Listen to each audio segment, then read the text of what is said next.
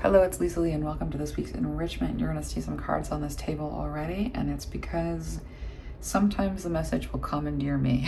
Sometimes there will be a message that wants to get through no matter what I want. And so I had a very good plan here in terms of like Magic 101 and like lesson number 2 and trust and all sorts of things. And I can't get there because the divine wants to talk about this Nine of Wands, the moon, and the Tower. And so either this is something that's about to happen like socially that we need to know about, something that's about to happen that like basically the divine aspect of God that is with me right now is commandeering the reading and saying there's something that you need to understand and there's something that you need to know. And so we're going to go there. We're going to do that. We're going to kind of like put whatever plans that I was planning to channel, you know, I was like, we're going to channel this, we're going to work on this. And the energy of the divine that is here with me is like, no, we need to talk about this. That's what we're doing. So I don't really have a preamble, mostly because I want to see what this energy is talking about and why we're being told to slow it down. And here's going to be why we're going to slow it down. Whatever the reason with the Page of Cups, there's a cause to pause. And so these are cards that I pulled out like 15 times. Basically, like I pulled them out and I said, let's do this later. I pulled them out and I said, this is for me. And I pulled them out again and I said, well, let's do this after we do this because I want to, and then I pulled them out. And so if I'm getting the same cards and the same combinations of cards over and over again, especially this nature, the nature of the Tower and the Nine of Wands with the moon there, then we're going to stop, find out what that is. So let's get some cards before we do anything else on what is this? What is this message that the divine wants to bring through? Fighting with me. So I'm working with a new energy. It's a divine masculine aspect of God. It's of the deity field. It reminds me of something that I would kind of characterize as angelic. And it's fighting with me about the message. So let's take a look and I'm repeating myself, but let's take a look and see what is it? What is it you want to show me? What is it you want me to understand? What is this about? What is this about? Let's see what this is going to be about. So what is this reading about today with that Tower and that Moon card and that Nine of Wands? The Nine of Wands speaks of a breaking point. The Moon cards is speaking of something that is hard to understand, illusions and delusions. Okay.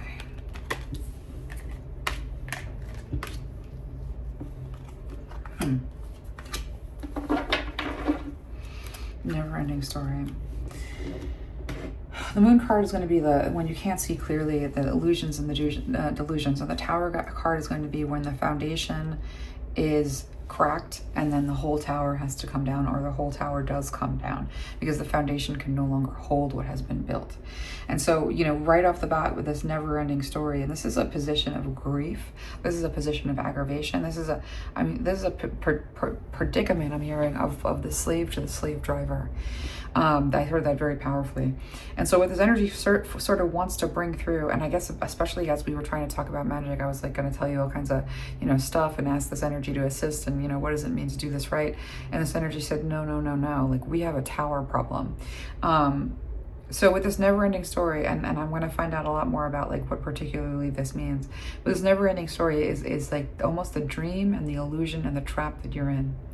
With this message in the bottle, the poised, the truth be told, round and round and here and now, we're talking about something that is going to come through that has been contained, a truth that has been contained that is coming toward us. Poised means we are ready to receive this. Again, this truth be told, it's something that from the inside out, there's beyond masks and beyond appearances, like there is a truth that we're meant to have about the cycle that we are in and the place that we are in with the here and now. And so this speaks very much to like the moment that we're in and the place that we're in time. And that this is like the history repeats. And so let's take a look and see what this is referring to. So we're invited to get very calm and very still. And I don't know why, but we will find out. With that Page of Coins, let's take a look. It's interesting the decks that are around us too. Like the new Illuminati deck over there in the corner, whenever I get that out, I'm definitely worried. So this isn't a bad, scary message, but there's something going to happen. And I guess it is my duty to prepare us. So let's see what this is. Soothsaying sermon. Okay. We're in that, are we? Once had a dream. Oh, yeah. Yeah, I once had a dream about giving a soothsaying sermon, and I do that all the time. You know, I give these soothsaying sermons all the time, but there's a dream that is coming to mind right now with the star card here. So there's something about the here and now in this moment in time that is really significant that we're meant to focus on.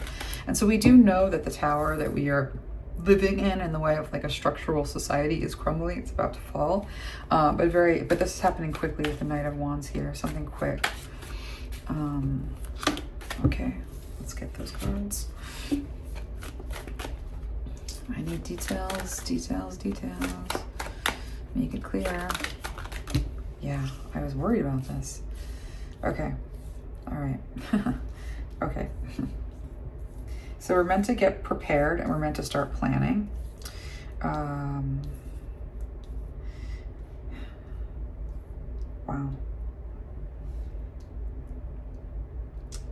Okay.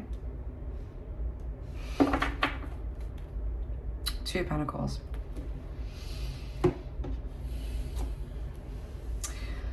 All right, let me tap in. I'm gonna get some of these as well to guide us.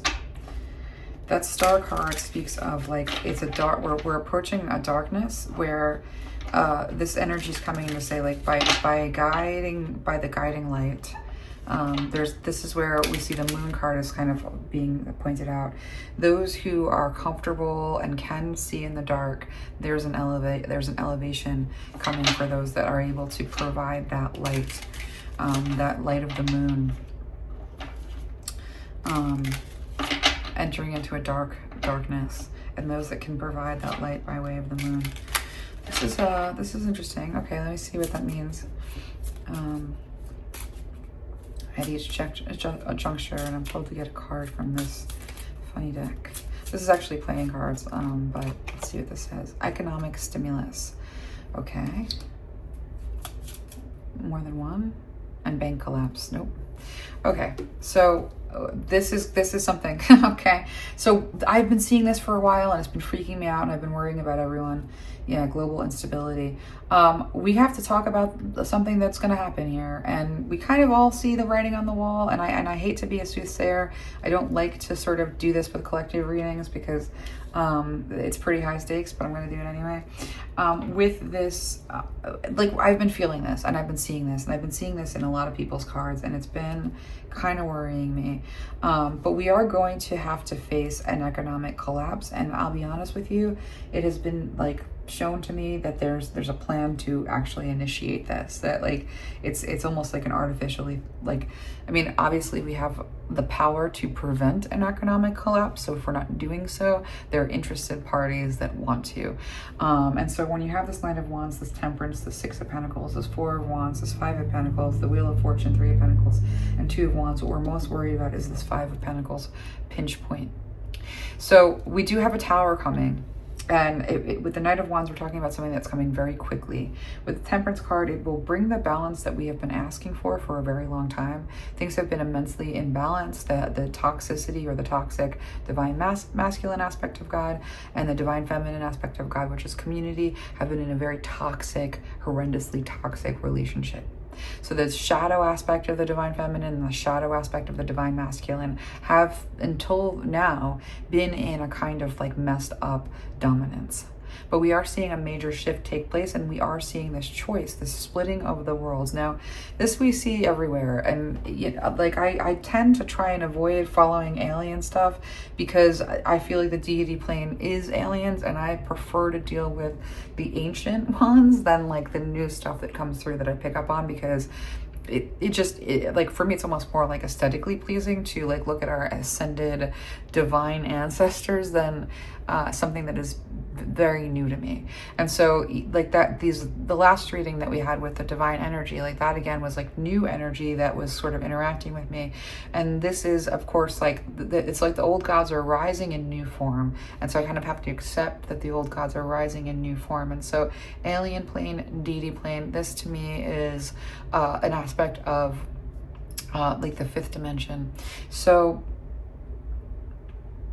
all that to say, like, we have been in a cycle with Round and Round and the never-ending story, a cycle that is like history repeats itself, history repeats itself. Like, that's actually a circle, and it's almost been a trap. And I'm hearing, like, I think samsara is this concept of like this. I might be wrong.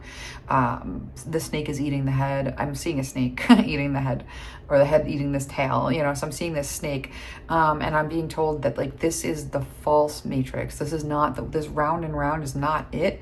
What we're supposed to see is like growth and evolution with consciousness. And so when we don't have growth and evolution with consciousness, what we have is we're stuck in a bad dream. We're stuck in a bad cycle. And so breaking through this requires a major tower. I almost said tower moment. Tower, like the old way of pronouncing it, or the right way of pronouncing it is like Turo, but I like Tarot, so I just, you know, whatever, I do the wrong thing sometimes, and I use the word that like fits in my mouth better, because I have such synesthesia with words. But with this Tower card here being about like what it's going to require for us to break out of this like delusional dream state when it comes to who we are, what we are, and the power we hold and the role we are meant to have. And so when this energy comes in to say like, you know, forget, you know, trying to like parse what it means to have dominion over like this and that and the other, like for such a time as this, we have to make a choice and move in a certain direction of illumination, like despite what we're told we're to expect. And so this thing that is coming very quickly to bring balance is a gift, and it puts like a conclusion and a finishing, and it's done, is basically what I like, done to a celebratory state. So this Four of Wands speaks to, and this is really interesting because we have economic stimulus and we have bank collapse like on either side. So there's something about like these two energies like being in, like having something to do with each other. And then we have the Six of Pentacles, which is about generosity and receiving, and this Four of Wands, which is about celebration after a like waiting for a really long time, waiting for the profit to work out in terms of like something that you're, you know, a business, you know, waiting for the right person during a dating process. Like all of the waiting ends at this Four of Wands place of like, this is when we celebrate because the waiting has ended. For Five of Pentacles to be right next to that, for bank stimulus and the bank collapse to be on either side, and for Four of Pentacles being about a completion and a celebration, and Five of Pentacles to be right next to each other, like there's something weird about what happens and comes through and like what we're meant to expect here. And we're going to get some more cards on that. But it does bring the change that we're looking for so that we can start to rebuild. And this is what we're meant to plan for here with the Two of Wands. And so there is this moment of decision that we're going to talk about and speak to with this Two of Pentacles here. So let's get started. Like we're started already, but like, let's get a better picture of what we're looking at.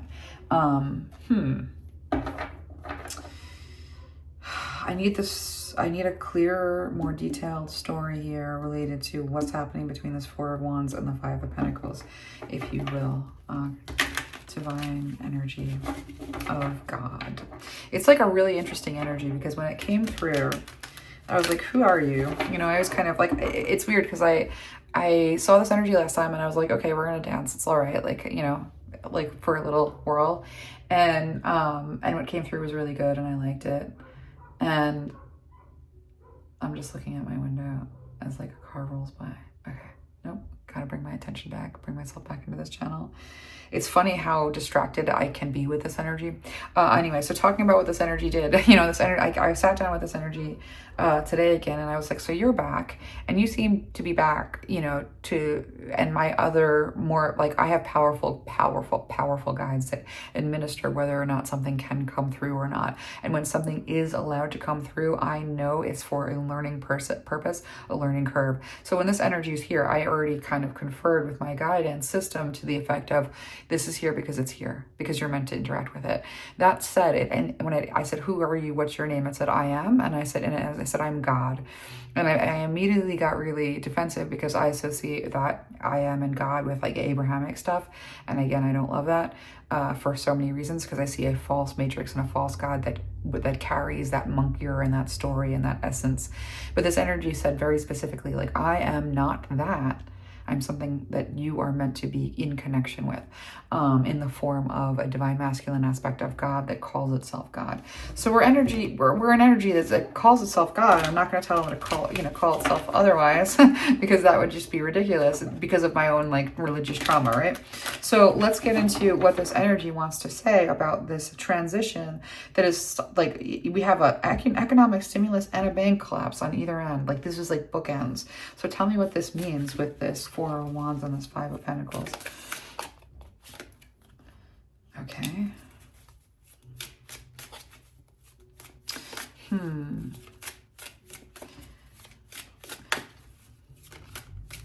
going to be very careful with the way that I present this.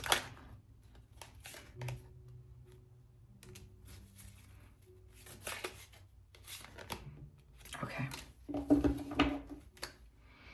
So our bottom of the deck energy is assassin and conviction and ruthlessness. And there's something about the action that is being taken here that is like a very, so there's going to be some action that is taken that is like disproportionate. So we're looking at something that comes in the form of a ruthlessness, like an assassin against community. Anytime we see that, which is like in opposition, or a card that has an oppositional energy, we have this assassin, ruthless conviction in opposition to community, coming in at a level that we can characterize as, how do you want to characterize that?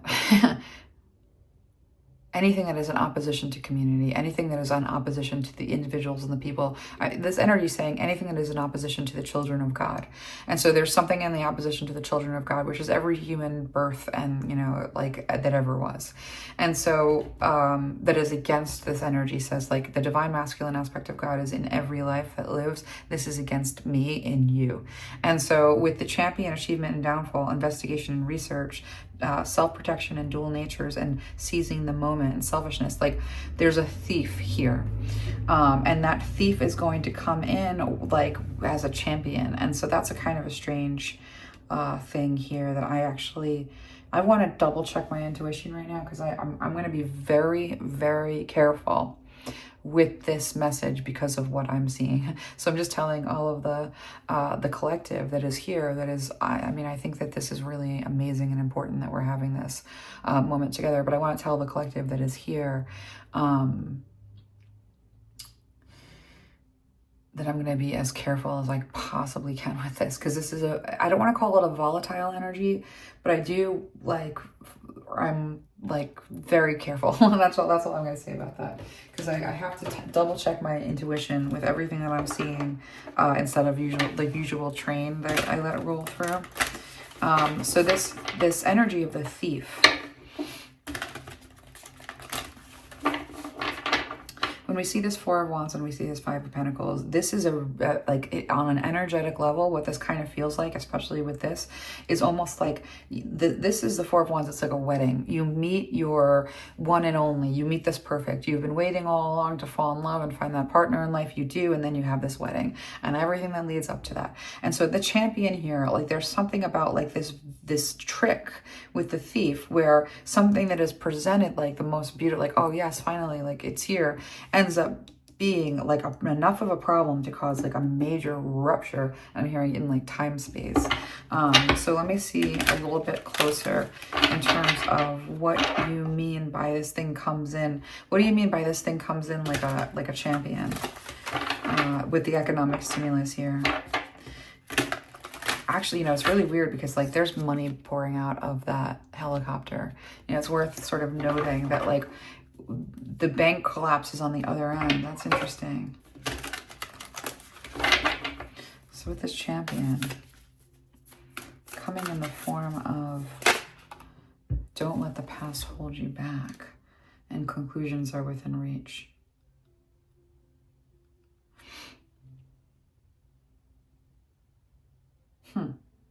Give me more clarity. That didn't do exactly what I needed it to do in the way of confirming. It just added another layer. And there's a card here. Look at the bigger picture. Okay, looking at the bigger picture. How do I put this into words? Okay, let me get a bigger picture then.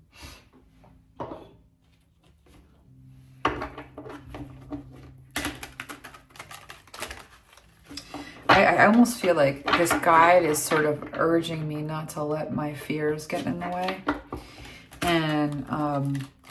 And I'm trying not to, but this does scare me. I'll be honest with you. I to see the tower here, to have a guide come through and commandeer the reading this way, to have it commandeer the reading, and I pull cards, and every single time it's these like really intense cards. To see this in the way that I'm seeing it, it does scare me and it does alarm me. And so I guess I have to be human enough to bring that in and just say that you know, there's no manifesting by way of showing you what I'm seeing. This is just something that we are needing to prepare for. And so to the extent that, like, you know, we never really look at fixed timelines, like I think it's okay for us to look at this fixed timeline a little bit. We're not fixing that timeline by looking at it. We're not making it so by observing it. And a lot of people would kind of say that, you know, and that's not what we're doing. So like where I would normally be really careful about bringing through certain things, because by looking at it, we're observing it. This guide is saying, like, get out of the way and just allow the message to come through as clearly as possible. Stop being afraid of it. And so this notion, so I'm gonna put this back and like not let my past, not let what I understand get in my way, in terms of like, I am a little bit nervous.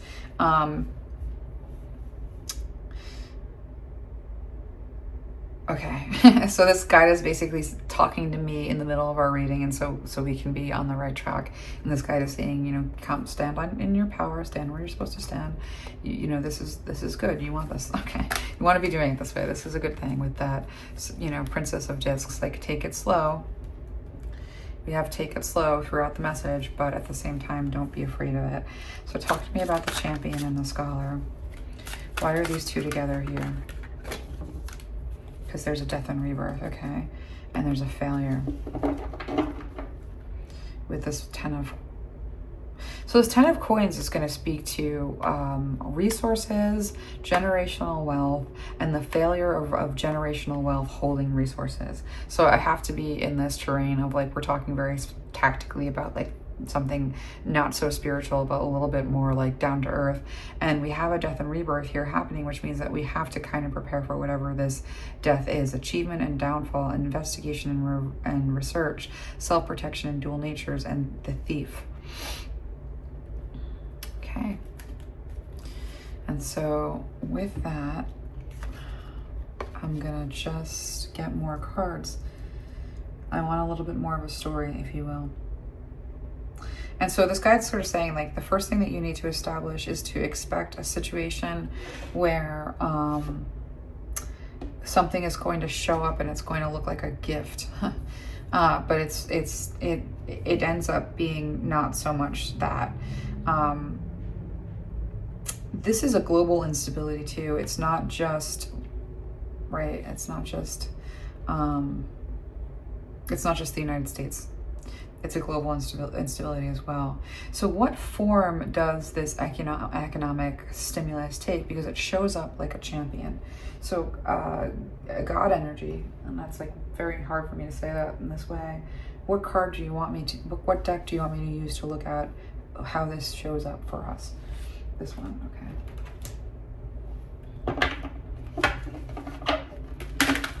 Okay.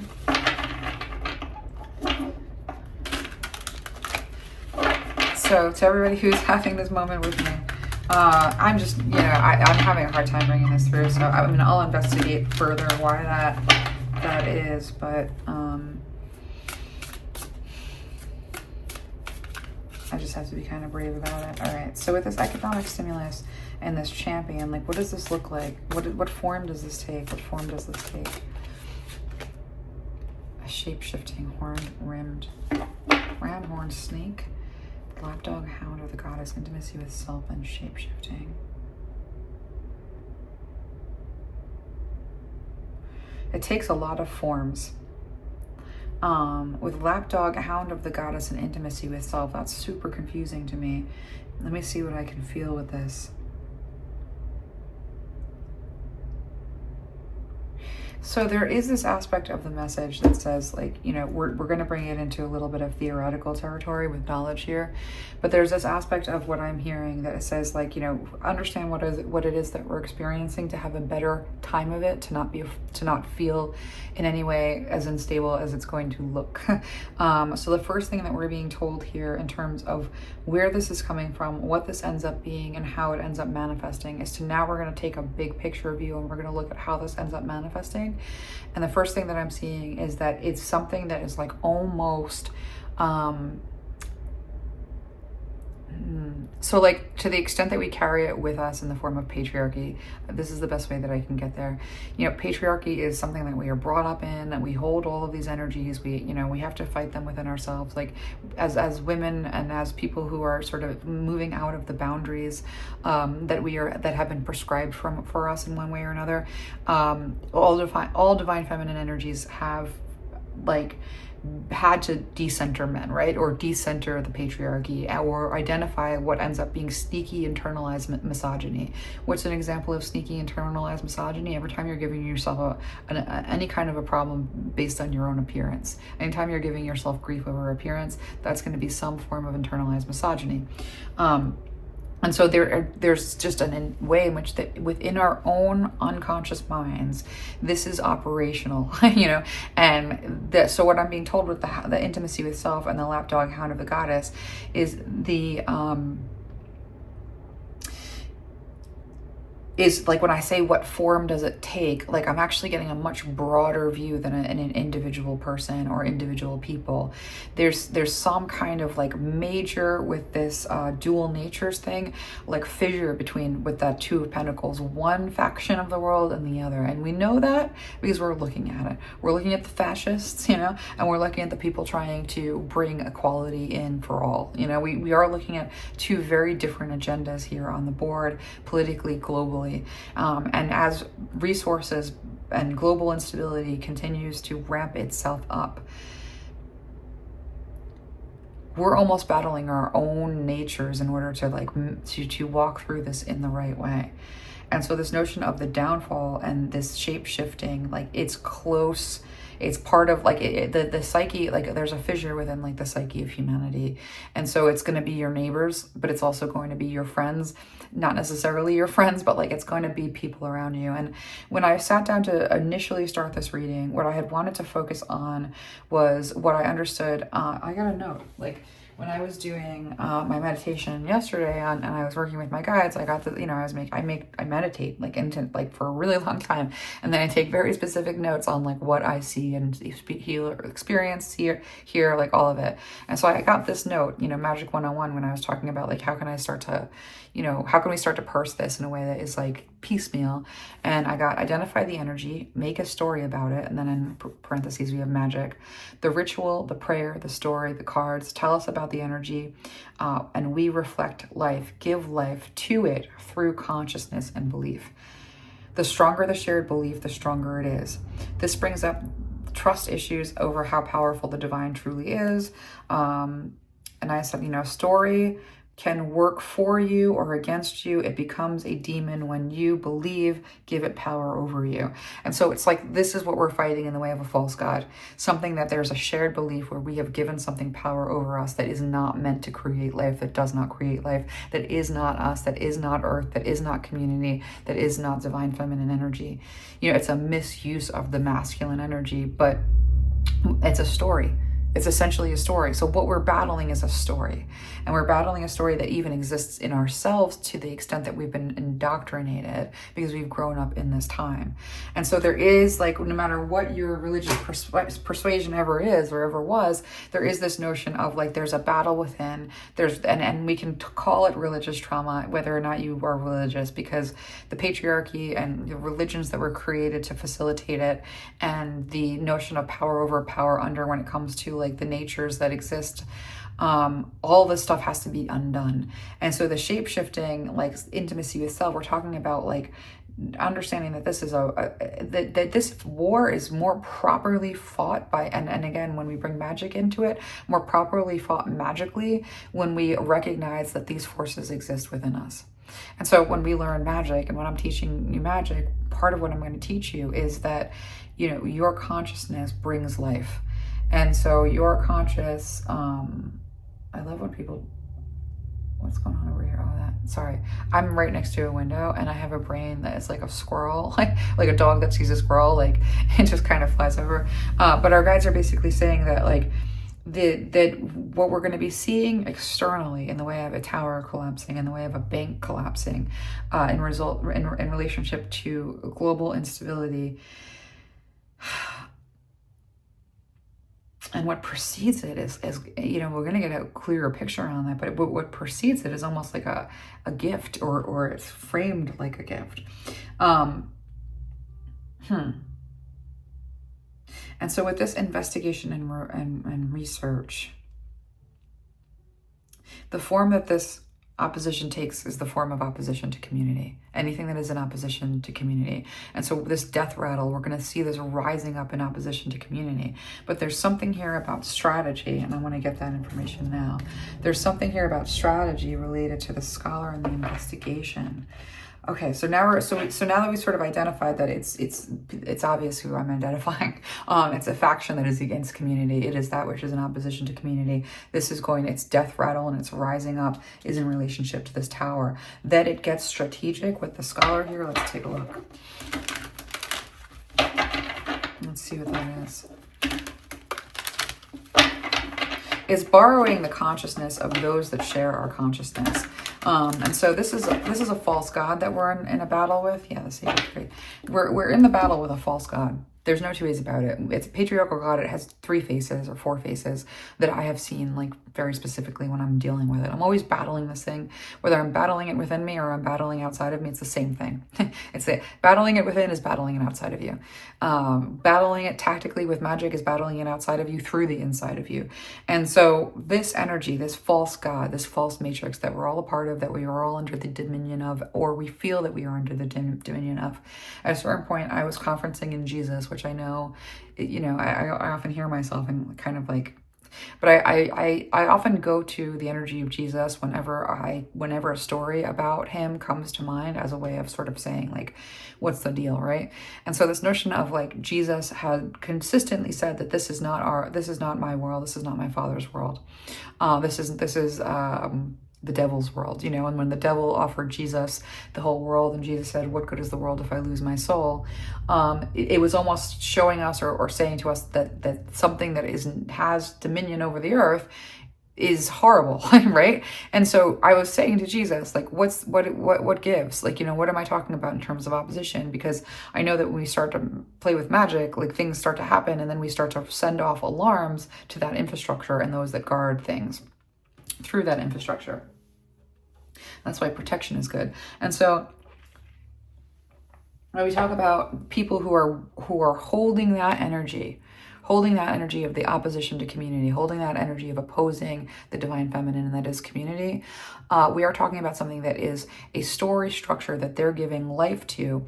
And so there's almost a call here, you know, there is strategy going on, like on both sides, I guess, is what I'm seeing.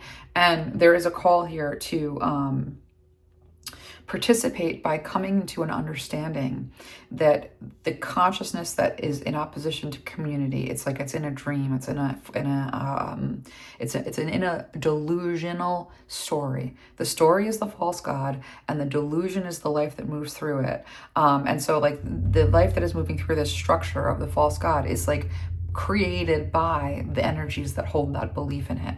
And so when we understand that there's a back door through the unconscious mind, and that it's an issue of consciousness, that's really interesting. But when I'm asking about this strategy, what is the strategy that is in place here?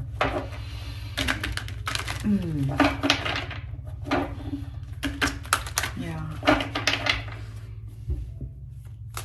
Instead of just saying like, you guys want this, you all want this, all of you there want the change that we're watching come to us.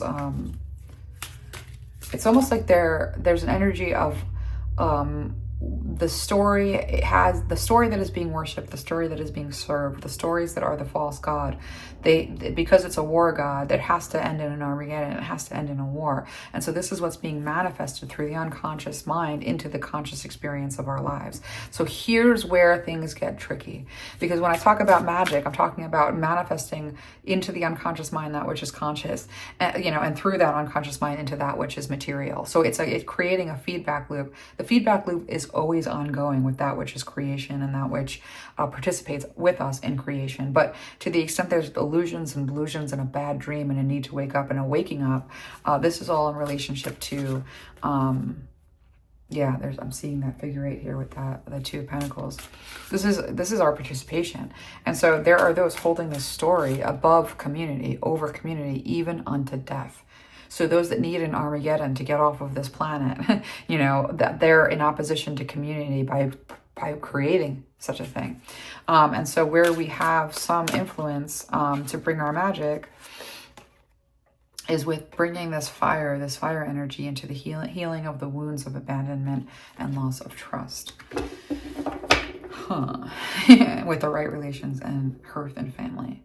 So when this energy of God came through, it was really interesting because we had a great, I swapped out like book study stuff with connecting with our guides to, basically what they're thankful for with us. And we actually did like an impromptu, really cool reading. And one of the things that there was a lot of religious trauma that came through because a lot of love came through. And whenever a lot of spiritual love comes through, those that have experienced it with the misuse of religious technology immediately become like afraid and a little bit distrustful. It's almost like, when you hear the keys of like a praise song, and the song itself is just, a tool that can connect you to the divine or not, depending on like where you catch that inspiration. But the song gets vilified because of those that are manipulating it and using it to disempower people. And so when we take back religious technology, like we have to take back prayer. That's how we can't be mad at prayer because we can call it something else. We can call it something a little bit more palatable. We can rename it so that we can have better access to it. But there are basic religious technologies and spiritual technologies. When I get my notes, I'm going to bring this back up again. Identifying the energy, make a story about it is magic.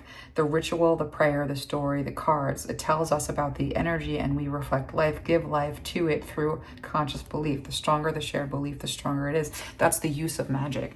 And so when you see this magic being used in such a horrible way, we know that it is because people are using it to inform the wrong story. It's not prayer that is wrong. It's using that energy of prayer to inform and co-create and make the wrong story. There's a warping, and it's kind of dangerous here.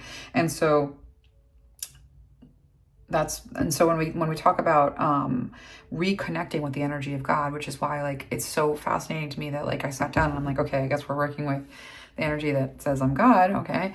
And then that energy, and I'm kind of saying to that energy, yeah, but I have like issues. And that energy is saying, I'm not that God. And the first thing that you need to get clear on to bring through my power to the world to begin to really interface and really strategically come against this energy and what this energy has planned for humanity, the first thing that you have to do is make peace with the energy of God, because that story is not God. That which gives power to all stories is the energy of God. That which disempowers stories is the energy of like, there is the divine aspect and the light attribute, and then there's the shadow attribute. And in the same way within you, you have the creator and that which wants to create cool things and make cool things, but also within you, there is the saboteur.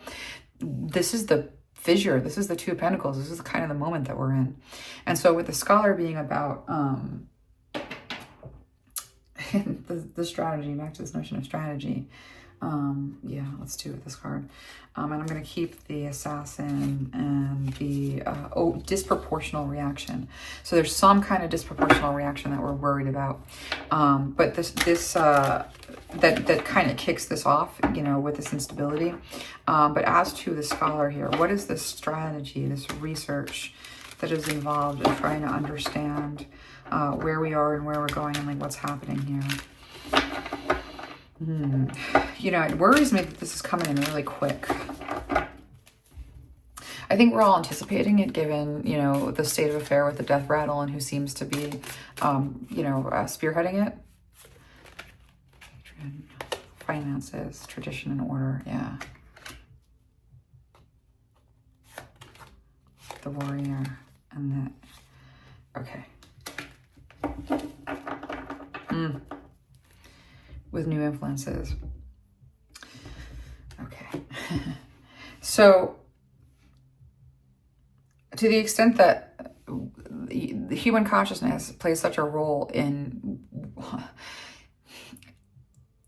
how do I say that? Let me get this God to get me closer, because I hear what this God is saying, but I am consistently saying, nope, give me more cards. Like that makes me nervous. Help me with this. Want me to bring this out? You're gonna have to help me with that. Like, okay. All right. So this energy says, like, where that God has its roots. That false God, it's a war God. That's what it is. And even Yahweh is a war God. So the Abrahamic religions come from this war God energy. It is a war God. And when we thought about like mythology, like what is mythology? Mythology is stories that people place their belief in, that therefore those stories take form. Those stories then are personified and interact with us as God-like figures that our faith is in a relationship with. These are all like this interestingly like almost celestial quantum entanglement, for lack of a better word. God exists as a force of nature, as a power, as a energy, right? It's an energy form. And when it hits consciousness and interacts with consciousness, that consciousness being that community, that co-creating with the divine feminine aspect, that takes on many forms, right? And so like this is so hard to explain, because like there is an opposer, there is an opposition, but whether or not that opposer and that opposition has power over us has to do with whether or not we are coherent and awakened, or in some kind of delusional slumber. And so the awakening from this delusional slumber, we first have to identify that there are gods that dominate us. So the gods of finance dominate us. The god of competition dominates us. The god of capitalism dominates us. The god of like these horrible old, like, all of the, like it's all, we used to have the name Zeus, but now you can just say capitalism. It's kind of like the same thing. It's something that you have to understand in terms of when we start to work with these angels, these energies, and with this right relations being, we align ourselves with the right relations, and then the power that we hold is properly brought into the world through our consciousness.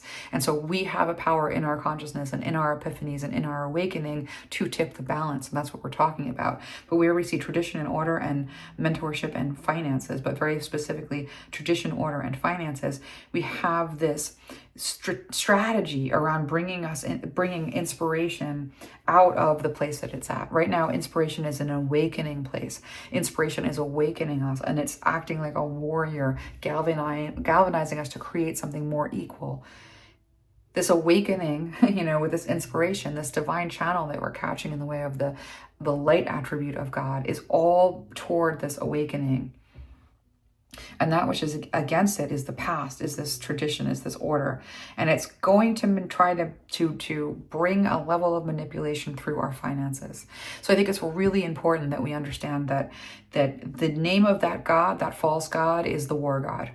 And how that false god operates is through competition. And the way that false god feels in terms of like a positive, seductive feeling is like sports. The way that it feels that is bad is death on the battlefield, right? So this is not an energy that doesn't have a light attribute. It has a light attribute in terms of like some level of competition, right? But it's a war god, right? So how do I get this? This is so hard to like say. So what's an attribute of that war god? Where is an area that war god has power over us? Where do we bow down to that war god? Through finances and competition and the structure that is created of that war god's crazy dreaming and horrible delusional, that story imposed upon our life. In one way or another, these structures are these stories. And so where there is power over us includes this notion of our finances, where this is something where we will serve that God in deference to this notion of like financial stability. And so the strategy here in terms of control over the divine feminine aspect of God, over a community, is in relationship to our finances. Let's get more information. I'm hearing like this death rattle is going to look pretty bad. And I want to plug in my phone because my guide from the back is like, plug in your phone. Hold on, I don't want to run out of battery here. All right, so let's go ahead and continue. Let's just look at this strategy. So to understand that this notion of like I can give and I can take away in terms of your stability based on money, and this notion of economic stimulus here, there's almost an aspect here that is saying like whatever this economic strategy is, it's about control and about tradition and order. And this finances here, like there's some kind of like way in which where we are most held captive by this false god is in this notion of, well, you can't do anything but go to work because if you don't, you'll die. And then like we live in a world where like everything is provided because we were here before the structure was, and we didn't die because of a lack of a job. The ancestors, the hunter and gatherers, they had lived in harmony with the world around them. Their creative capacity for tools, enabled them to create into the wilderness that we're in. But they didn't die because they didn't have the structure that informed their survival, right? And so this notion of like where we are most vulnerable, where we are most held captive, where those structures influence us within is going to be the finances. Therefore, that's going to be the biggest lever and biggest pulley. I'm seeing the marionette puppet. That's going to be the biggest way to manipulate the divine feminine aspect of God in terms of like what community is. And I see like a marionette going dun, dun, dun, and like moving along the lines of threats to finances. And so this is like a way in which we are really influenced more than we want to be. And so what it means to sort of break this down or operate with a sense of peace and calm while this goes crazy, because I'm almost feeling very powerfully that an economic crisis is inevitable, and so that the powers that be are basically going to try and weaponize this to sort of gain further and more control.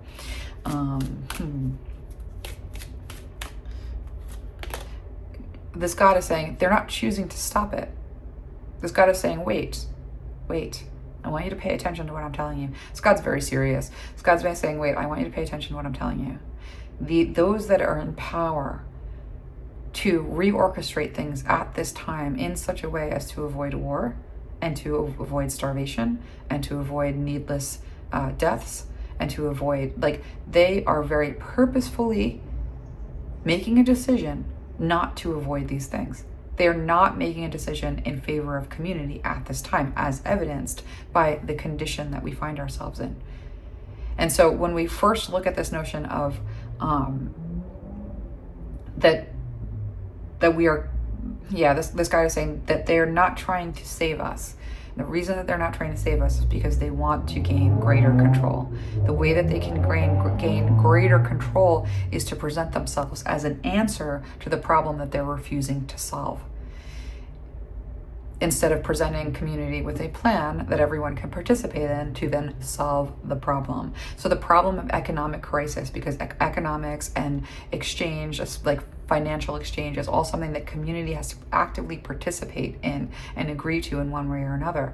And we do, because it's a system of, I'm saying like it's an order, it's a system of order when it comes to like how we organize our creative labor, like our labor and our creative capacity, and like what it means to like be compensated through that. And so to the extent that we always are going to need some form of a structure, some story to facilitate how we trade, that means like that we can sit down at a table and we can decide on fair trade. We can make that decision for fair trade. If we are not doing that, it's all a game of control. If we're not creating a system of equality where we sit down and we find a monetary financial compensation program that is giving everyone what they need in one way or another, that is providing for everyone in whatever way is best for every individual person. Obviously, we are not hobbled to the degree that we can't draft all of the best financial minds to the table with all of the best social minds and come up with something equitable. If we don't come up with something equitable that makes sure that everybody has what they need, then we have different classes, and if we have different classes, we have hierarchies that have to control those different classes. And so when they choose not to do the equitable thing, it's because they want to weaponize the classes, and if they want to weaponize the classes, they want war. And so this energy of God is saying, look at what I'm saying. Look at what I'm saying to you. Listen to what I'm telling you. If they are choosing economic collapse, it is not because they have the resources to, that this guy is, God is saying, slow it down. If they are choosing economic collapse, it is not because they don't have the resources to prevent it. It's because economic collapse would benefit them in gaining more control by way of then presenting themselves as the answer. And this God is saying that's what they've been doing for a very long time. So with career, responsibilities, achievement, competence, notoriety, standing, authority figures, legacy, and purpose, and the patriarchy and the empire here with the 10th house. You know, there is seemingly a threat to this 4th house of family and home. And that's the Cancer energy. The Cancer energy and the 4th house are very similar energies in terms of the Cancer being the mother energy, that like beautiful energy of like home and safety and stability and sanctuary. Cancer is the energy of sanctuary. And so we're called to bring sanctuary into ourselves, bring sanctuary in with us into the atmosphere of our family, and to know that like basically what we're talking about right now in terms of this, and this is going to be an economic collapse that is in relationship to this economic stimulus.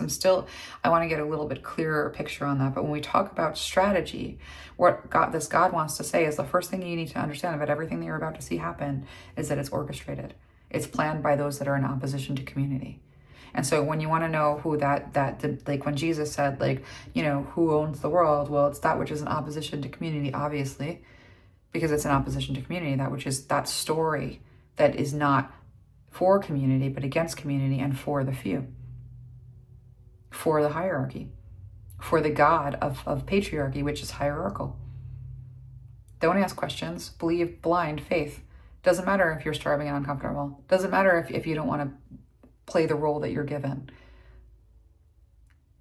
You have to just believe in that God. And so when we take our belief away from that false God, and when we decide we don't have to play that role, now we have this experience of like this tower moment that's coming.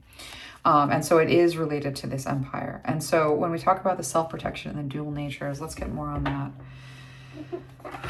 This is very heavy. Like it's heavy to hold in my body. This energy is like, it's not a light, bright energy. It's not a shadowy energy. It is a like very powerful, like it's like powerfully present almost physically to the extent where it's like feels like there's a being sitting in my body, and usually a deity doesn't come through like that. Yeah, that's like a very strange thing. It's like powerfully present is basically what I'm saying. It's kind of like hard for me to manage a little bit insofar as I keep on kind of jumping up and being like, what do you mean we're going to have an eclipse? Wait, what do you mean? What am I going to do? You know, so it's like hard for me not to panic with some of this is coming through, but this energy is saying you don't have to panic. There's a reason why we're getting this information beforehand. Wisdom and Saturn. So when it comes to self-protection and dual natures,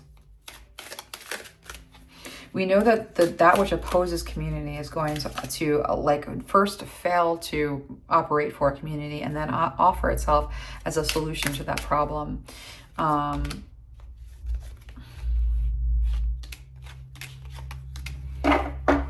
With Venus here and love. So we're meant to step into a very different energy. And so one of the most important things that we have to fix is this relationship that we have to this notion of what God is. God is the sun energy. That's what that is. Yeah, let me just have some water.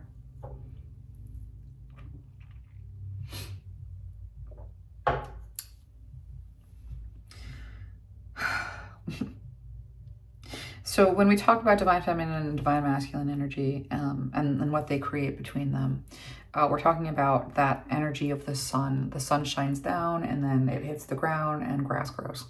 The sun, you know, it provides the light that gives the vitamin D. I mean, we require sun in one way or another to grow the food that we eat. Without it, we can't possibly be. And so that which is created of the earth, the grass that rises up and is born and takes a form of the many forms of the divine feminine aspect of God, which is that tactical material world, that consciousness There's a really good TikTok. This is ringing through for me. I will find it. I'll put it in the chat because there's a girl who talks about plasma all the time on TikTok, and I agree with her. Everything that she kind of says about plasma, I'm like, that checks out for me, based on what I've been looking at psychically for a really long time. How I think it all interacts and the structures and everything like that, I don't know. She doesn't really deal with that. But in terms of trying to describe like what the divine masculine and the divine feminine energies are, she does a really good job with this notion of like plasma and consciousness. And so that, and I don't know how she organizes it. I think one or the, I have to like look at it, but this inspiration is going to be the divine masculine aspect of God. And where it gets a little bit hard to manage is like how it translates and expresses either naturally through the divine feminine aspect of God, or when we try to control it in one way or another, there's where it goes a little bit off.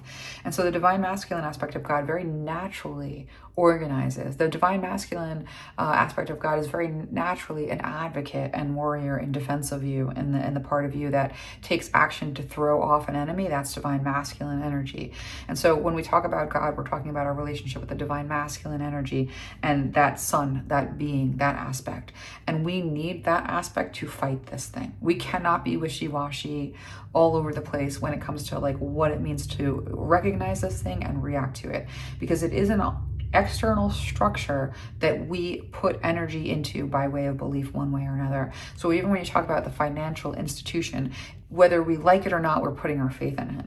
And so when we have to contend with this notion of taking our faith from this, that's when we notice that we serve this God in one way or another. So when we get to a point where we're like, I don't want to serve that God, but I need something that is more powerful than that God in order to step into a better place with this, that's going to be getting in touch with and having a better relationship with the divine masculine aspect, that God, and not calling God the terrorist, to the divine feminine aspect that we know, because we're fighting a false God that is a story empowered by the consciousness and belief of those that hold it, that order, that patriarchal control. So what it means for us to overcome that and overpower it is to have a real relationship with what we know as real God versus false God. False God has dominion. False God is shadow. False God is counterfeit. Real God is what we hold within us and what we have power to absolutely affect matter with at a magical level in our lives tactically, whether we're doing it with our mind or we're doing it by building something with a hammer and nail. We absolutely can have power to organize, to create, to make tools. This is that divine masculine aspect of God. So when you find yourself facing an enemy, you call on God. You call on the energy of God and say, God, I need the inspiration. I need whatever it's going to take for me to make a way where there is no way. And so getting comfortable with a new form of God is number one priority when it comes to managing whatever the situation that we're looking at is. It's almost like this notion of you need God, but you need God to not be the story that you were told, because that's the false God that you're fighting. Your enemy is literally the story that you've been told about God, but you need God. And understanding that is so important to what we're looking at here. We simultaneously need this energy of God, but what we also need to do is defeat the story we've been told about what God is in order to sort of get there and have access to it. So within ourselves, the work first has to happen within ourselves, where we get a hold of what God is for us. And we're going to talk about that. That's our next enrichment, and I'm going to be working on that with our magic. So we're going to get there as fast as we can, because this is coming in kind of quickly. Saturn here being about discipline, structure, time, responsibility, tests, ambition, difficulty, restraint, grounding, practical, self-control, tradition, realism, container. The container for our faith is that structures and the structures that we believe in. And so this shift here, is with Neptune, is going to be reimagining the structures that contain us. So much so that we are not absolutely at the mercy of whatever this thing is that's coming in at the financial level. The fifth house is going to be creativity.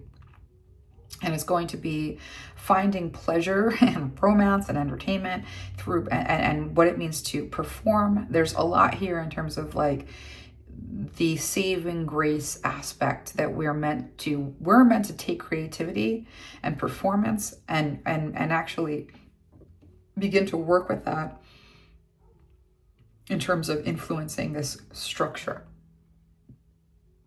And so what that means in terms of Venus is that that we're going to see this come. This is going to happen kind of, well, this thing that is going to change, that I'm hearing, cause this tower, this rupture, that which is going to cause this rupture. We're at a breaking point. We don't see it, but the rupture is coming.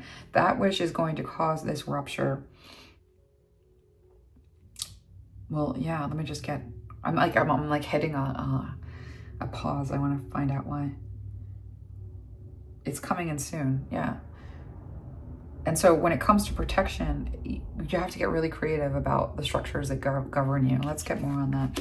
Getting creative around the structures that govern you. It scares me. I'll be honest, like, this is not the message I was expecting. Or, you know, I didn't even know what to expect from the energy that I'm working with. And I'm starting to get a sense.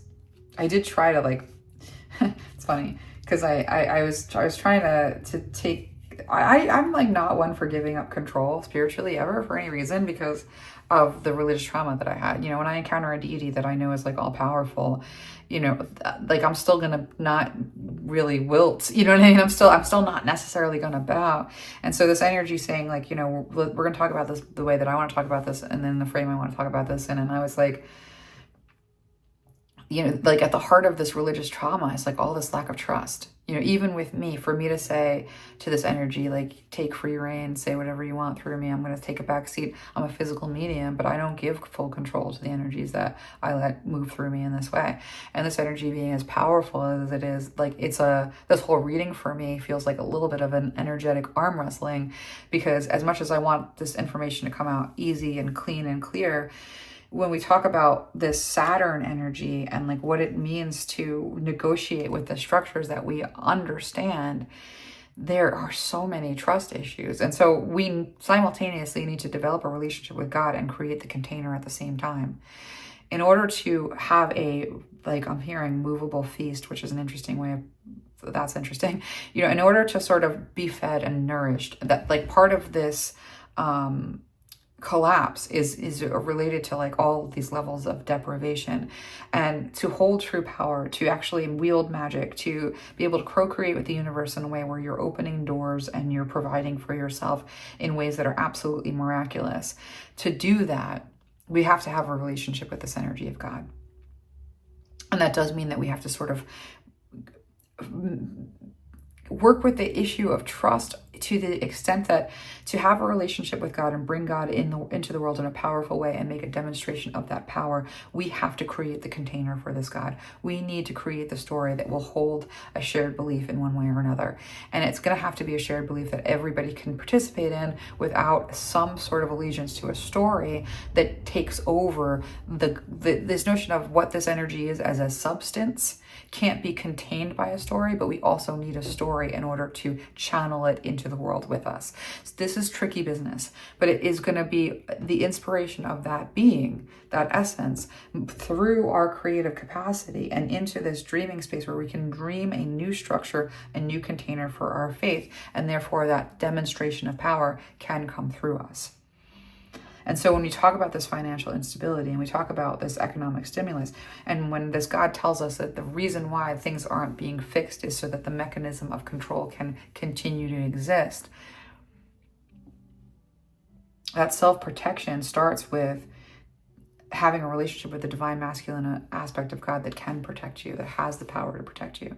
Because when I was talking to this energy and I was saying, well, if you're informed by shared belief and you either manifest by shadow or light, depending on who's participating with you and where the growth arc is as a result of that, how do I deal with the fact that there are those that hold a story that is opposing the divine feminine, that is opposing community, and they believe it and they're giving it power? How do I feel like you're more powerful? What does it mean for me to have faith in that you can do something with that? Because right now the pitchforks and the fire have been painting a pretty clear story about what has dominion and what doesn't. So let's get some answers. It's a good place to go for answers. I get a little bit fresh. They had a void. Ooh, I don't like it. Void energy. Yeah, because nothing is created right now in that way. Wait, let's keep going. So what does it mean to co-create into that void? into that space that is where we can contain God, but not there's no story that can contain God. And I think whatever we're creating for ourselves can't contain, it can't be a limitation on God, but it does take form that can be a channel of divine energy. So it is tricky, but give me more information about that.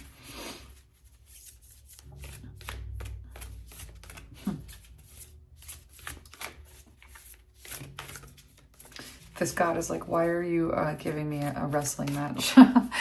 Like, it's because I'm sitting here. You can't really see it, but from an energetic perspective, like our arms are locked, and like, this energy influences me, and I push back. It's energy influence, and I push back, and it's not a demonic energy. It's not a scary energy. I know those, and I know when those try to be overpowering, and I know when those claim to be overpowering, and I don't find them overpowering at this point because I've figured out how to deal with them. This is definitely not that, but this does hold a significant amount of power, and so it's energy. Is like this God energy is like, why do we have to sit here and arm wrestle? And I'm like, well, until I feel safe. Yeah, that's kind of what we're doing. Let's see, bottom of the deck energy, the Earth's heart. Yeah, that's basically where this is at. These are a lot of energies here.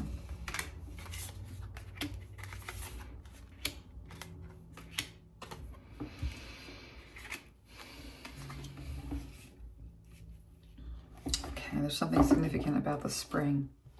We're getting a time frame with the spring here.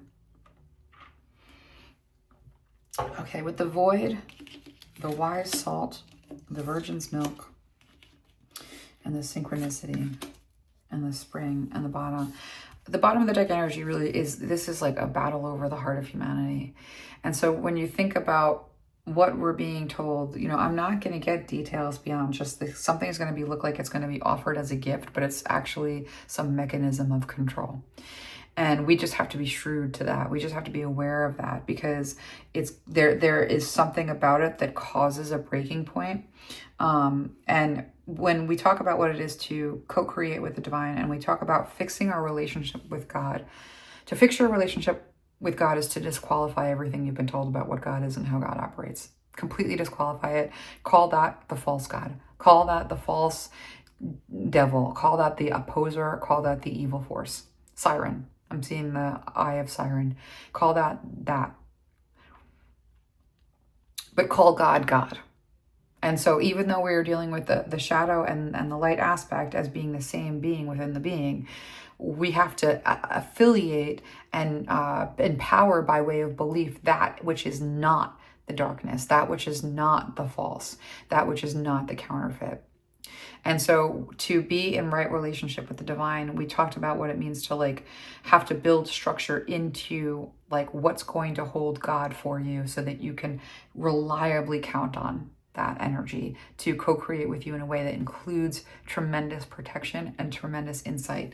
And so to create into that void with the wise salt here, salt is a preservative. And so I'm being told that when we talk about organized religion and we talk about the technologies themselves, the technologies themselves are stories built around how the energy interacts with our consciousness. And so if we understand that, like, and I'm going to get my notes again because I have them down here. I mean, it's not much, but the energy of God, identify the energy, make a story about it is magic. When we think about anything, science, we identify the energy and then we have to figure out what it does and how it interacts. And in some ways that framing and like even by way of observation and then jotting it down and then calling it an element and making a name for it, that's magic in and of itself. And we do that with words and language. Every organizing principle that there is about identifying an energy and making a story about it. You identify the energy of water, and then you create a cup, and then you make a story that the cup holds the water that you then drink it. Consciousness facilitates all this stuff. And so our relationship with consciousness is understanding that like that's the creative force that organizes everything in matter into that which is material and that which is the material world. And so when we identify the energy of God and we make a story about it, that's what's happening in all organized religion. The ritual is a story about it. The prayer is a story about it. The cards are a story about it in terms of scripture. That's what, like, no, that's got this got muddled. It's the ritual, the prayer, and instead of the story, it's scripture and the cards. The cards are story that turns into a message. Scripture is story that you bring the divine energy through in order to illuminate your understanding, your experience. But all of it is going to be like how we harness and then transform that energy into comprehensible communication. And so, the cards, the scripture, the ritual, the prayer tell us about the energy, that we are interacting with. And we reflect life, give life to it through conscious belief. It's that observer effect with physics. And so to then bring this wise salt, to look at what has been preserved and then rework it into a new story. There's some kind of equality here with that, like equality, not equality, but equality here with this Neptune energy of the dreams and with this notion of like strategy. Because their strategy on the opposing side is to bring in the end of time, because that's what they have been dreaming for a really long time.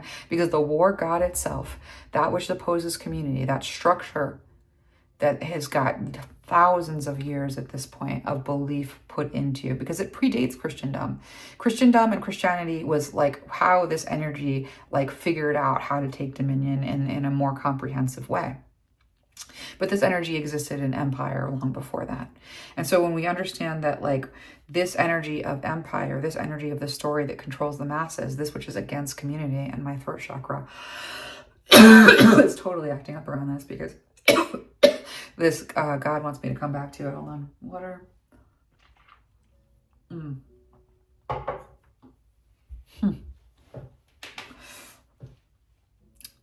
All right. There I am. So this notion of the empire, which is the opposing force, the false god that asserts itself over community and hierarchy, that energy is a war god. That's just what it is. It doesn't, on a deity plane, it exists as that which is the war god. And that war god, the only way that war god, the only place that the story of the war god goes is an annihilation of everything. And so that god is telling its story, and that god wants to make its story true.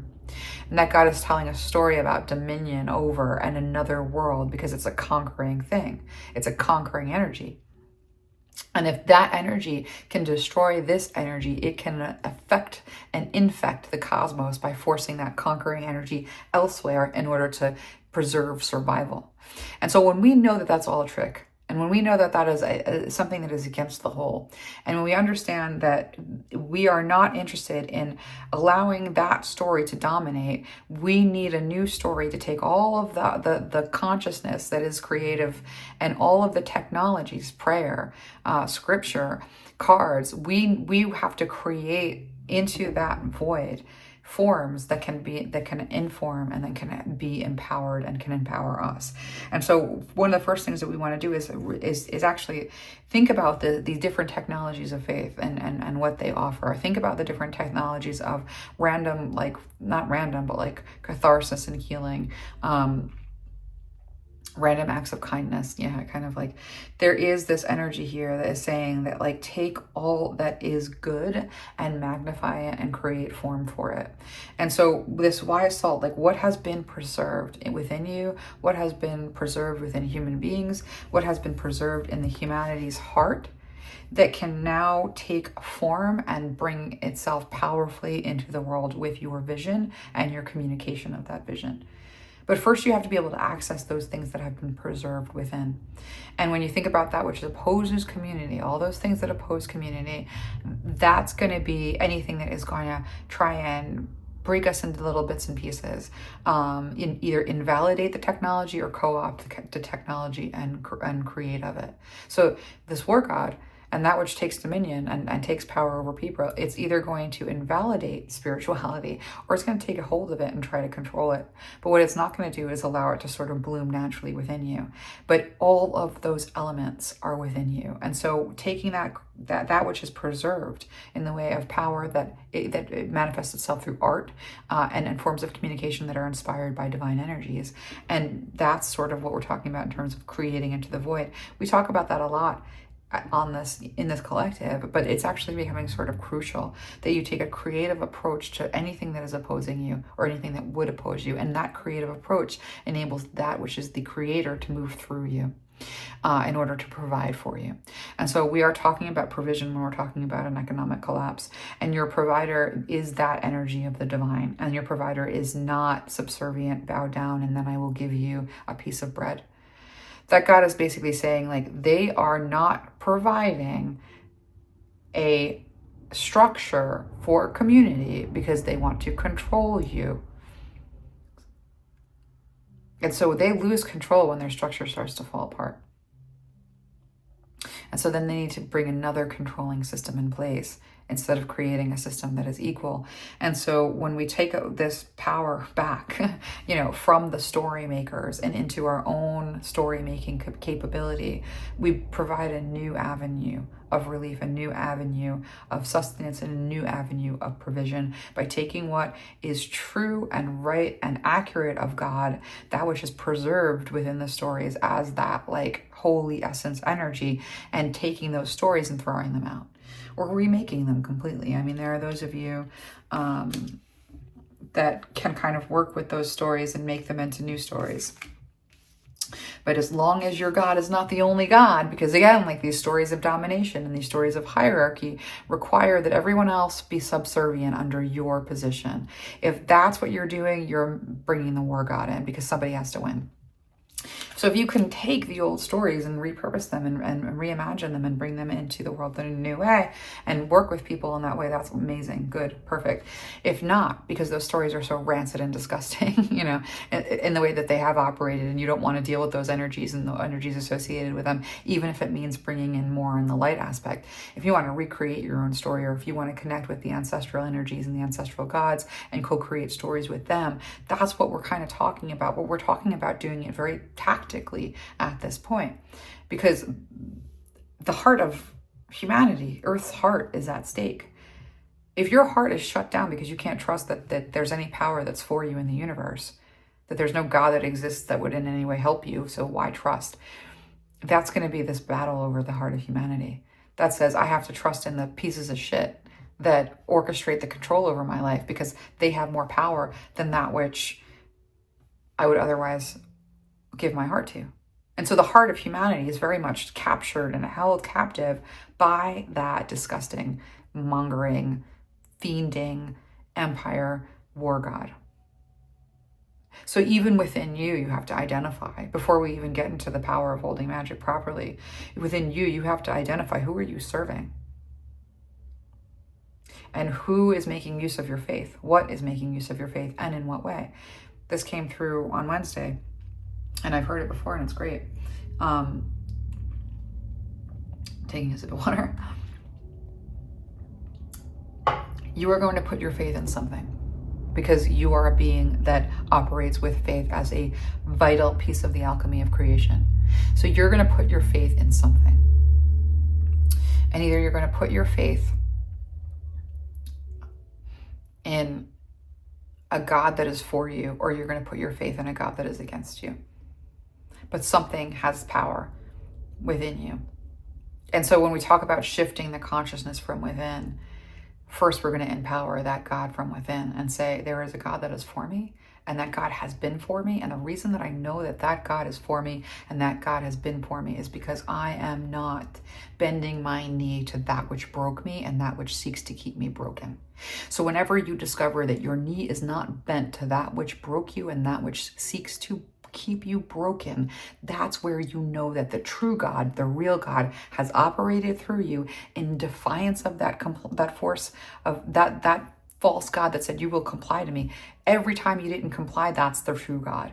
Every time you didn't bend your knee to that which was trying to keep you broken and break you, that was the true God. So to identify what the true God is, hold and keep that and place your faith in that. Place your faith in your ability to stand up every single time you were knocked down. That's the true God. Place your faith in the God that has taken care of you and provided you, even when it seemed that there would be no provision. That is the true God. Is there always a fight with the old God and the power of the old God because of the position that the old God takes? Yes. But to empower true to empower this true God is to empower that God within yourself first, by way of belief, by way of faith. You're going to put your faith somewhere. Are you going to put your faith in the God that is against you, or are you going to put your faith in the God that is for you? If you're still alive, the God that is for you has won and will continue to win.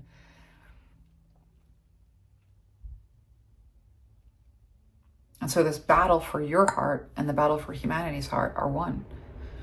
And so when we look at this virgin's milk, this energy is so intense. This virgin's milk, it's so interesting because my friend and I think we did coin the term, although it's a term that anybody can use. But I think we coined this notion of like taking the term back and using it for the purpose of not for its original purpose, not the way that it has been captured and reformed and turned. The term virginity and the podcast New Virginity is all about this notion of I belong to myself. And by belonging to yourself, you belong to your maker. And by belonging to that which empowers that self, you belong to that which is God. Co-creating with God is understanding who you are and what you are in creation as something that is an extension of that which gives you life. And that which gives you life is for you and for your life. When I said God is that which has empowered you to survive everything that has ever come against you, and if you have survived everything that has ever come against you, then God is winning. The true God is winning. I'm just listening to that because that's how I'm like, yeah, but what about the breaking and the keeping of broken? This energy has like, it's basically saying like there is compassion, but this God's saying I need you to take your power back. That power is me. That power is me. And so in the same way that we can call the word virgin, we can call the word virgin a word about keeping yourself pure for some like patriarchy. And keeping yourself from being accessed by other energies, other people, different kinds of relationships, different kind of growth, keeping your energy in a weird bubble of fake purity. We can call that virginity. Or we can go back to what the name actually meant. And it was self-possessed divine feminine energy. That was what virgin meant. It meant I own myself. I belong to that which is holy within myself. I stand for myself in the temple. To recast everything that we know about spirituality in the light that it is created to exist with and for and through, is to break the spell that is over you. And so when you break that spell of what has power over you, that which claims to have power over you that is false no longer has power over you. And it is kind of tricky because we live in a world where a lot of people are in power in capitalism with their belief, and therefore it does seem like an unfair fight. And we do have to participate to the extent that we all need to support ourselves. But this is an energy that's coming through to say, I am for you. And if you are breathing and taking air, it's because the life force that is my force of nature is pushing you beyond everything that is trying to siphon that life force, everything that is trying to take that life force. And that negotiation that you have to have related to life force is a negotiation that you're having with the energy that is my energy that you have, that is moving through you, that you're giving color and form to. Let's get some cards on this synchronicity here. Synchronicity is the communication of the divine to us. And so, part of what we're looking at with this page of coins, it's like this beginning path, this new path that we're kind of like babies with. We're children in terms of what it means to hold power with the energy of God that is not the God that was opposing us, but the God that is for us. Truth. The divine feminine aspect of God that is divine feminine. Yeah, the divine feminine aspect of God is so many forms and such shape-shifting everything that there's no you really in that kind of a position. When you're operating within the divine feminine aspect of God, there's a boundaryless aspect to it, whereas the divine masculine aspect of God is the boundaries. And so you can't really be just porous and like letting everything move through you without disappearing into the nature of it completely and kind of losing what makes you also the divine masculine aspect of God. That balance between the two is a relating like with the forms that are informing you and the form that you take by taking that information and making it something tangibly you. And so when we talk about healing this relationship. This God is like, we mean it. And when we talk about synchronicity as being the language of that which is the form of God, and this energy of God says, I take all forms of God as like part of my form. All of those expressions are in one way or another reflective of my interaction with the divine feminine aspect that created life. And so let's get down to it with the synchronicity. And so the language of synchronicity is this language that is divine feminine in nature, honestly. And I guess we're going to look at that.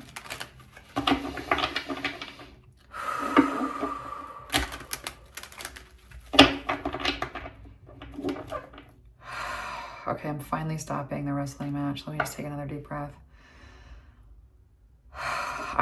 So big are my trust issues, but you know, this energy is really like not a problem. It's a powerful, helpful, like life force energy. It's just amazing to me how much like that divine feminine aspect of God that is my body is occupied territory. And we know that because we look at the body of the earth and we see occupied territory. And so this is kind of expressing through me in terms of my resistance to what would naturally be like a cool sort of easy channeling experience.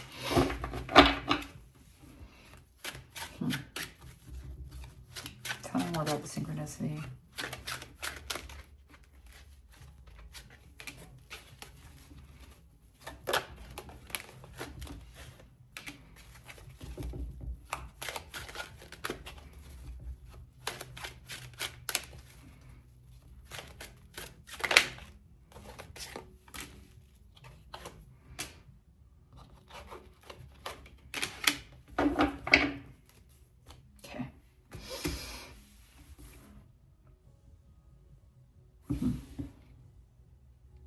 So synchronicity also speaks to a convergence of things happening in time. And that's kind of what we have here with the here and now.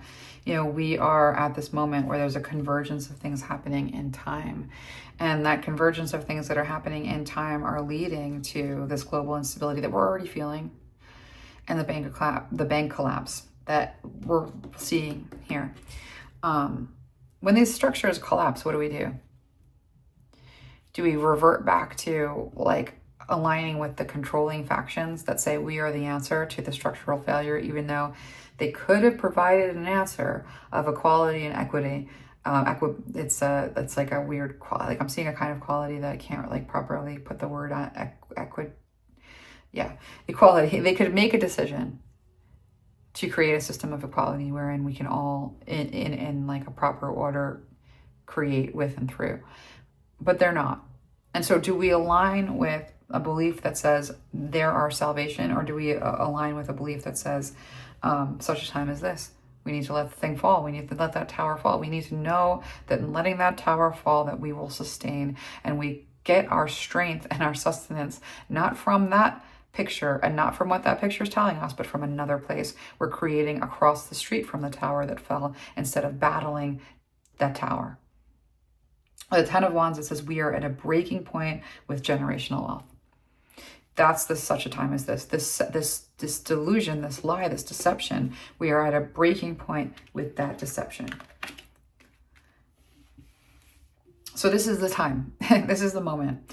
And so, you know, I think that this energy is coming through to say, like, this is not a sign to you that there is no God. This is not a sign to you that the universe is failing you. This is a sign to you that we're about to make the major changes that are needed, and that you are a part of bringing that through. This structure, this deception of generational wealth as being the organizing principle of all that is at a breaking point. It is a deception that is revealing itself as such, in such a way that we are contending with it in all sorts of manners. This divine feminine energy of the Queen of Wands is meant to rise up in place of what has not worked and will not work and is not true, and bring this truth. Now, Seven of Coins is like, this is work, and Justice is also like, Let me get the, like, I don't want, like, anytime, like, I see what the divine has in store for me with the 6 of coins and, like, generosity and giving me, I always get upset because I don't like work. And it's not that I don't like work. I love my work and I love doing my work. But the 7 of coins speaks to an energy that I see all the time that the divine has, put before me in the way of, like, get it together. You're here to get it together. And I respond by, like, I don't like having a body. I wish I didn't have, it's too much work. But this energy is basically saying, like, this divine feminine aspect of God, this is infused with divine energy, with that sun energy. This is a warrior God, but it's the goddess. So this is the warrior goddess. This is the warrior of community and the rising up of that energy. And with the 7 of coins,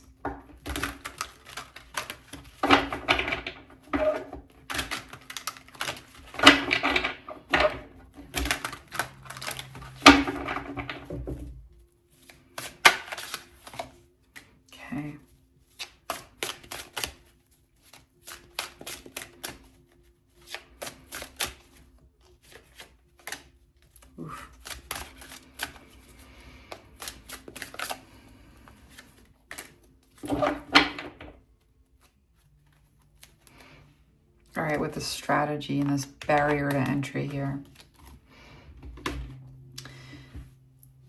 When I look at the 7 of coins, it's like toil. Like, who wants to toil? Who wants the collapse of the system and then they have to toil? And, like, who wants to till the earth because, they can't get along? You know what I mean? Like, who wants to be put in a position where this deception about this breaking point with the generational wealth that is currently dictating the social order?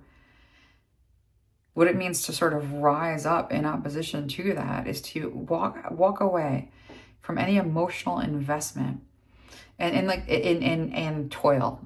And this is a little bit hard for me to bring through because when I saw this, I immediately felt, especially with that strategy and that blockage, that strategy against community. Let me get this right, because this is hard.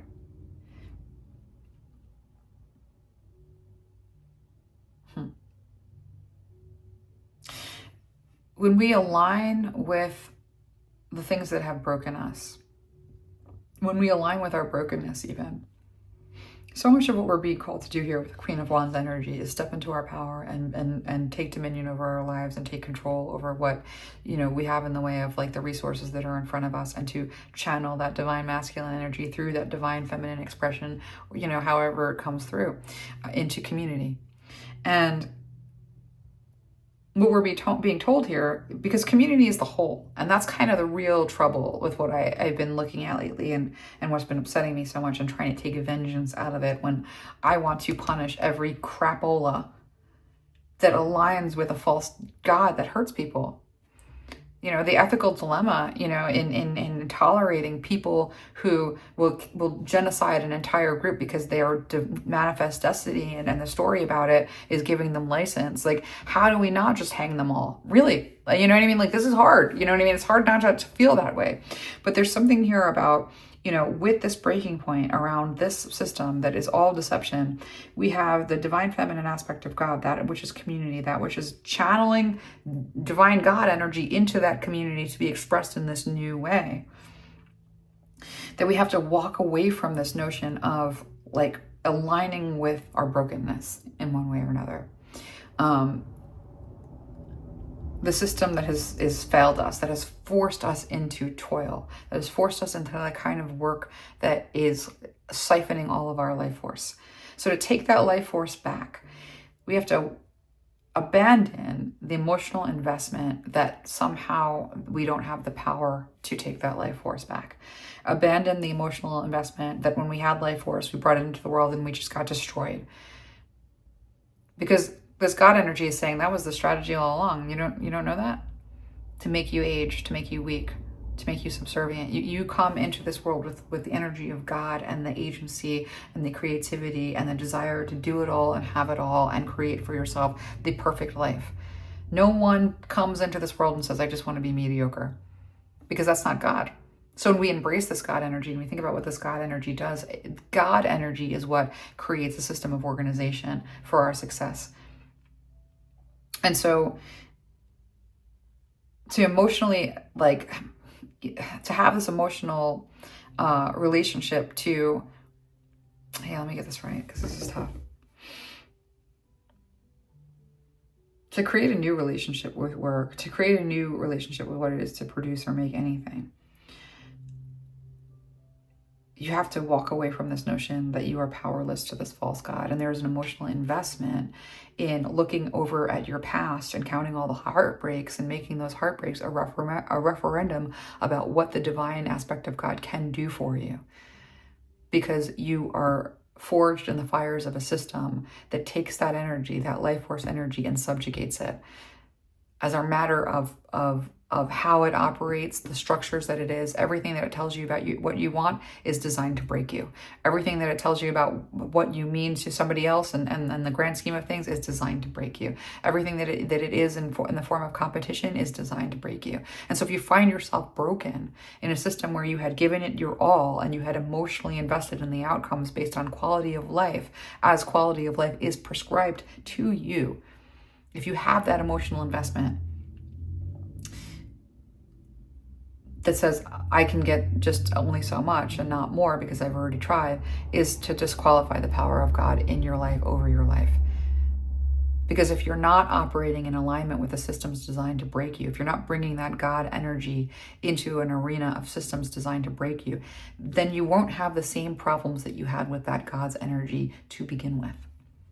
And so to abandon the emotional investment in the power of the heartbreak that you have suffered, so much so that it creates a fissure between you and others,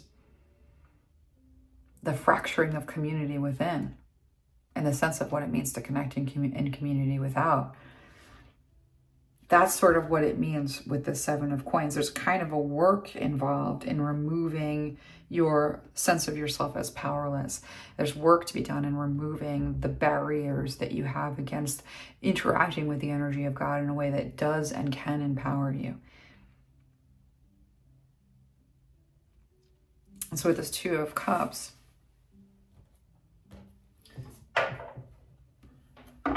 get some cards. That Six of Coins is a generosity that is there for you in relationship to the energy of God. And here's where it gets tricky. Because when I say to you, that Six of Coins, that generosity, that provision is there for you when you co-create and put your belief and your faith in the God that is for you. We flinch. We flinch. To put my faith in God is to be provided for? Flinch, right? Because isn't that the message? The fact of the matter is the reason why it works for some people and doesn't work for some people is because it is a belief-based thing. If you are aligning that with a false story, you get a very weird picture. But what we're being told here is to believe in the God that is for you. And in believing in the God that is for you, believe in and have faith towards that provision. That provision will be there. Of course, it sets off our religious trauma alarms. But this is what we're being told in the time of the Tower, in the time of the financial collapse. That faith in God is what it's going to take. And that's the God that is for you. Because there will be moments, depending on where you are positioned in this collapse, there will be moments where you have to get through a dark passage. And I'm seeing that vision that I get sometimes at the forest, and it's the light, it's the night hike, and it's the pitch darkness. And the only way that you're going to find that path is by looking up at where the break in the trees is. You got to look up. You got to connect with the divine energy of God to have that agency and that direction. You can't just be looking out into the dark, in the confusion, in the moon, and not knowing who to trust or where to trust because there's no light and it's the middle of the night. And oh my gosh, I don't have a flashlight. What am I going to do? To have a relationship with God is to look up and see that break in the trees and know that that's the path, and to stay on that path and to walk on that path looking up, because then you will be guided to safety. And so that's the relationship of God that we're being called into, and that's the trust that we're having to develop by creating a new container for our faith that says there's a God that is for me, that is why I'm still alive after everything that came against me and against community. And that's the God that is for me. That's the God that has the power to keep me alive, because that is the God that has kept me alive. And so whenever you are seeing a threat to your survival, aligning with that God and that belief in that God's power to influence your life and to intervene in your life in a way that will give you that freedom and give you that provision. That's what we're being told here. And so we have to walk away from alignment with the heartbreak that says any God is just, there to hurt me. There's something here, and so that's sort of what we're being told. Let me get some more cards because, I hate to sort of like introduce this notion of the delusion, the never-ending story, the history that keeps on repeating itself is about to breaking point, breakthrough. And it's going to cause a bank collapse. And there's some economic stimulus that instigates this in one way or another. It looks like a gift. It ends up being a downfall. It's actually to create greater means of control. As the social things happen that align with whatever we're looking at, we will pull cards for guidance. But I think that what we're being told is like an emotional preparation that says, where this God's saying, I'm going to be here for you, with you through this. I'm here for you, with you through this. To the extent that you're even hearing this message, this is an energy that's saying, I'm with this collective. And I'm calling us into this place of faith. And this isn't the only place where you're going to find God. You're going to find God wherever you're like looking in alignment with that which is true, to what is for you and not what is against you. If you go to a belief system and it is not for you, that is not God. If you find a belief system that is for you, that is God. What if you're confused about it? Then God will work it out for you and show you and make it clear to you that this is either for you or not you. But what you're not to do is ever assume God is against you. Because this God is saying that would be being against myself. God is saying that would be being against myself. So if you understand that something that is against you is against God, then you understand that God is that which is not against you. The false God is against God. The false God is against the God that is in you. And we've always known that. And we've always seen that. Yeah, let's watch and wait. Ooh. Yeah. I do feel like this is incoming really quickly. Yeah. Bottom of the energy is nothing is wasted. So when this energy at the bottom of the deck kind of says to us, not only is nothing wasted, everything that you've ever gone through in life is preparing you for this. And this energy is saying everything that you have gone through in the past, however many lives you have been living in this cycle, trapped in this cycle, has prepared you for this moment. You are prepared. You are going to feel prepared. You are not going to feel threatened. Operating with the energy of God is not feeling threatened. And so when we have nothing is wasted, that means nothing about all of the experiences that you had haven't been tailor-made to usher you and walk you through this time and this period.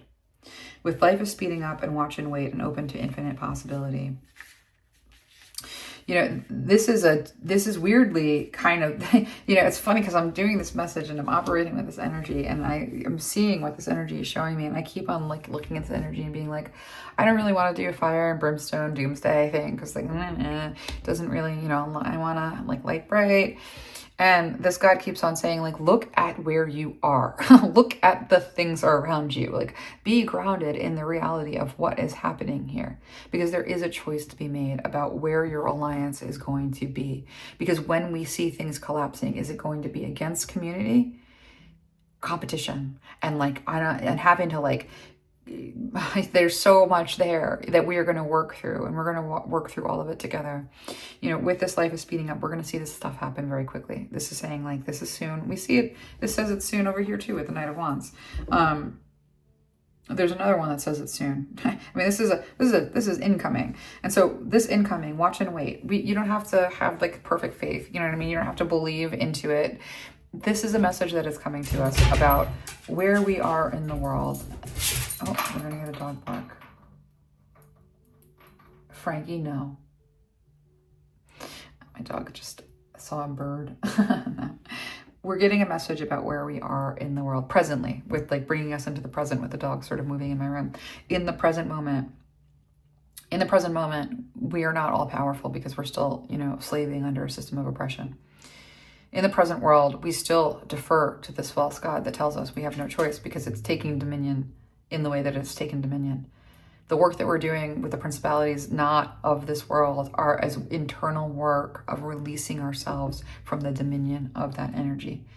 So that when things start to happen and the dominion of that energy becomes the tyrant energy that is forcing us, in deprivation, that we don't revert to that feeling of deprivation, that we watch and that we wait and that we communicate with the divine who tells us to be open to infinite possibilities, because that God can provide through infinite places. This is kind of hard to understand, and it's kind of tricky, and we don't know exactly what it means, but in community with this Two of Cups in love and Venus, in community, and what it means to relate in community, and what it means to worship in community in one way or the other, and what it means to create that container for our faith in community where we have our individual beliefs and our shared belief. We don't have any of that sketched out because we're in the process of developing it through channeling the divine. So that's this open to infinite possibility. Says, I can create a way out for you. That break in the trees has already been provided as the path that you're meant to follow on this journey. That's a known in terms of what we're dealing with, what we're up against, and what's going to get us through it. It doesn't take too many leaps of reason to understand that. And so this God is saying, like, yes, this is an intense message, but so is the moment in time that you're in. We are breaking out of this matrix. And to do so, your faith is required. To bring the power of God into the world at a time when it is so needed is what we're all working on right now. Working on doing for our own individual lives, and therefore the lives that our lives touch. And so even though this was a kind of a crazy message, it's different, not crazy, but it's such a tough message for me to bring through, because, who wants to sit down and be like, the God of God, he's sitting here, wanting to bring this message through. But this message is, God takes whatever form we're able to hold God in. And God's going to express wherever we are in terms of our development.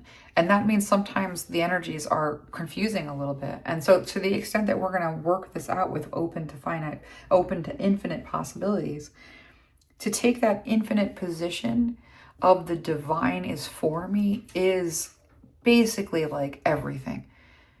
That makes you, like, I'm looking at this, invincible. Yeah. To take that infinite sense of yourself, to align with what the version of yourself that is infinite, the version of yourself that is not subject to death or changing forms, to bring that in through your expression and to feel very firmly rooted in that energy is for you no matter what, is to step into an invincibility. And that doesn't mean an invincibility in terms of the preferred outcome. It means an invincibility of fact. And that is where infinite possibilities can interact with you in that infinite space and inform the situation wherein nothing is wasted, because we're taking everything that we were to create something new that we can bring our divine influence and divine power through and build with and connect with and be provided for by and through and with. And so that's a heavy message. It's a fire and brimstone-y kind of message. And the reason that we're having this message right now is because the God that we're sitting with is like, you need to know this, you need to speak about this, you need to look at this. We need to begin here. And we are going to begin there. And so I'm going to leave this here because we are at that, almost at that 2-hour mark. And I know that it went really long. So we're going to leave this here. And I encourage you not to align with fear. I encourage you to really step into the power of the God that is for you and to really start to relate to the God that is for you. And that's not about form as much as we think, but we are going to continue to work on what it means to create a container for our faith. And for me, the safeguards are going to be against organized religion. So we're going to create our containers for our faith, but what we're not going to do is create any kind of supremacy with that. And so I encourage you to continue to play with all of the stories that are going to either resonate or not resonate when it comes to the container for your faith, as long as that you create and operate through and with in terms of the divine energies is for you and not against you. And so let's leave it there. Send you guys lots of love. Don't be afraid.